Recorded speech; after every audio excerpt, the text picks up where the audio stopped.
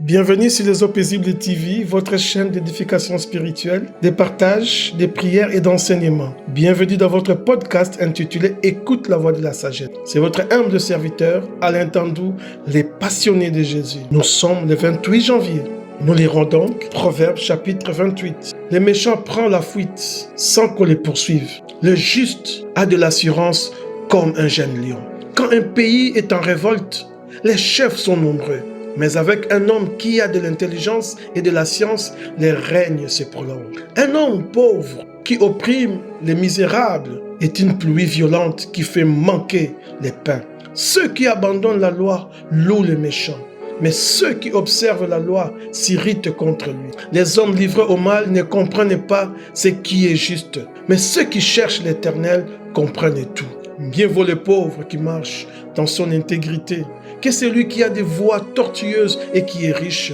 Celui qui observe la loi est un fils intelligent. Mais celui qui fréquente les débauchés fait honte à son père. Celui qui augmente ses biens par l'intérêt et l'usure les amasse pour celui qui a pitié des pauvres. Si quelqu'un détourne l'oreille pour ne pas écouter la loi, sa prière même est une abomination.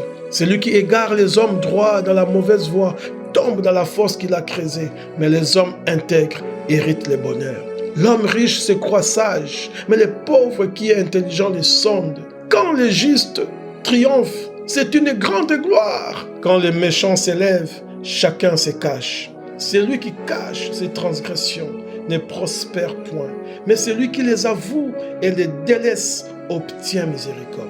Heureux l'homme qui est continuellement dans la crainte, mais celui qui endurcit son cœur tombe dans les malheurs. Comme un lion rugissant et un ours affamé, ainsi est les méchants qui dominent sur un peuple pauvre.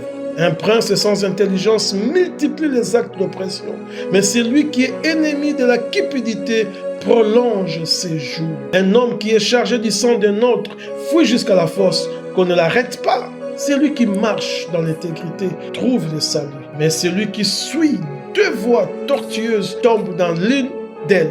Celui qui cultive son champ est rassasié de pain, mais celui qui poursuit les choses vaines est rassasié de pauvreté. Un homme fidèle est comblé de bénédictions, mais celui qui a hâte de s'enrichir ne reste pas impuni.